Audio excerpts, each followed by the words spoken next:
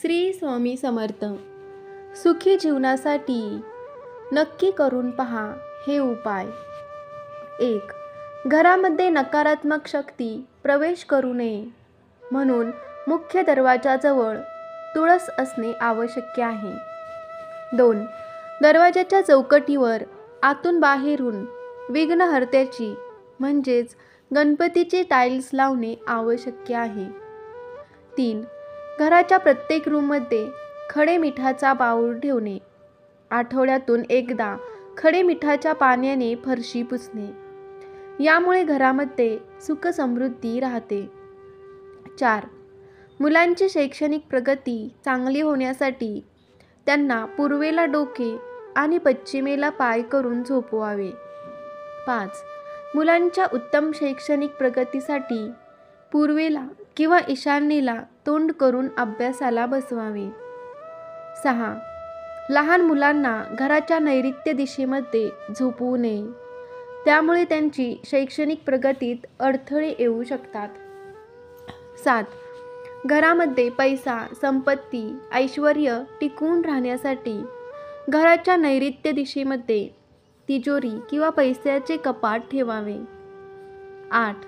घरामध्ये शैक्षणिक आर्थिक प्रगती व्हावी यासाठी भडक रंगाचे कपडे वापरणे टाळावे. 9. ईशान्य दिशेला वास्तुदोष असेल तर मुलांच्या शिक्षणावर आणि आरोग्यावर खूप वाईट परिणाम होतात. नवीन घर बांधताना किंवा विकत घेताना घराचा आकार आयताकृती किंवा चौकोनी असावा. 10. मुलांच्या उत्तम शैक्षणिक प्रगतीसाठी सरस्वतीचे प्रज्ञावर्धन स्तोत्र आणि गणपती अथर्वशीर्ष मुलांनी रोज म्हणावे. 11. उत्तम वैवाहिक आयुष्यासाठी नवरा बायकोनी 2 जोडलेल्या बेडवर झोपू नये. 12. नवीन घर घेताना पहिल्या व शेवटच्या मजल्यावरचे घर विकत घेणे टाळावे. आरोग्यदायी जीवनासाठी घरामध्ये काळा, लाल हे रंग कोठेही येऊ देऊ नये. घर बांधताना यशस्वी जीवनासाठी नैऋत्य दिशेला बोरिंग, विहीर, पाण्याची टाकी बांधू नये. 13. दक्षिणेला पाय करून झोपू नये, कारण आरोग्य, पैसा व मानसिक ताण याची हानी होते. 14. घराच्या मुख्य दरवाजाजवळ उतरता किंवा चढता जिना असेल तर अनेक वाईट घटनांना सामोरे जावे लागते. घराच्या मुख्य दरवाजासमोर लिफ्ट असेल तर घरामध्ये आर्थिक, शारीरिक व मानसिक हानी होते. 15. हिंस्र पशुपक्ष्याची, जंगली जनावरांची तोंडे घरामध्ये लावू नयेत. 16. घरात किंवा घराच्या बाहेर काटेरी वनस्पती ठेवू नये. 17. उत्तम प्रगती हवी असेल तर काळ्या शाईचे पेन वापरू नयेत. उत्तम प्रगतीसाठी तांब्याची अंगठी करंगळी शेजारच्या बोटामध्ये म्हणजेच अनामिकेमध्ये धारण करावी. 18. कोणतेही काम करताना प्रत्येक गोष्टीला हो म्हणावे. नकारात्मक बोलणे टाळावे. 20. घरामध्ये बुडते जहाज किंवा वादळामध्ये फसलेली नौका यांची चित्रे भिंतीवर लावू नयेत. 21. जर कोणी यात्रेला प्रारंभ करण्यापूर्वी गाय सामोरी आली अथवा गाय आपल्या वासराला दुग्ध प्राशन करताना दृष्टीस पडल्यास आपला प्रवास व ज्या कामासाठी निघालो आहे त्यात खात्रीने सफलता मिळते. 22. ज्या घरात अंगणात गाय आहे त्या घरातील वास्तुदोष स्वतःहून नष्ट होतात. 23. गोमातेच्या पूजनाने कुंडलीतील बरेचसे दोष नाश पावतात. 24.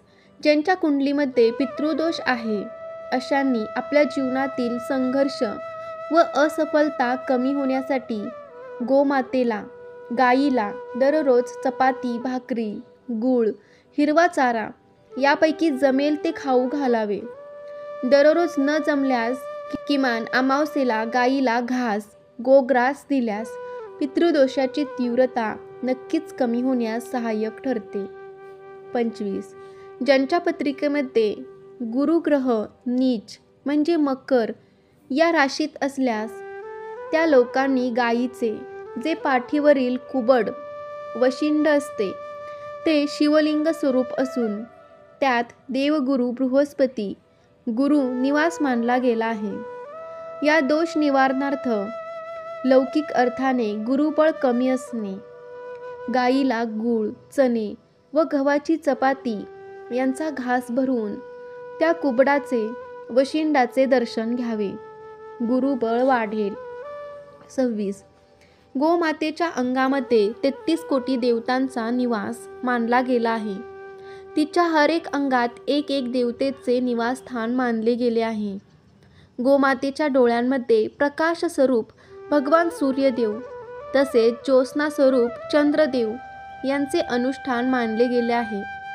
त्यामुळे ज्यांच्या कुंडलीमध्ये सूर्य व चंद्र दूषित असल्यामुळे जे जे अशुभ योग असतात अथवा ज्यांना नेत्ररोग, डोळ्यांचे आजार असतील त्यांनी गोनेत्राचे दर्शन घेतल्याने डोळ्यांची ज्योती सुधारण्यास मदत होते व कुंडलीतील सूर्य चंद्र दोषांचे शमन होते. श्री स्वामी समर्थ. जय जय स्वामी समर्थ. तुम्हाला ही माहिती कशी वाटली कमेंट करून नक्की कळवा. आवडल्यास लाईक करा. असेच नवीन नवीन व्हिडिओ पाहण्यासाठी आपल्या चॅनेलला सबस्क्राईब करा. धन्यवाद.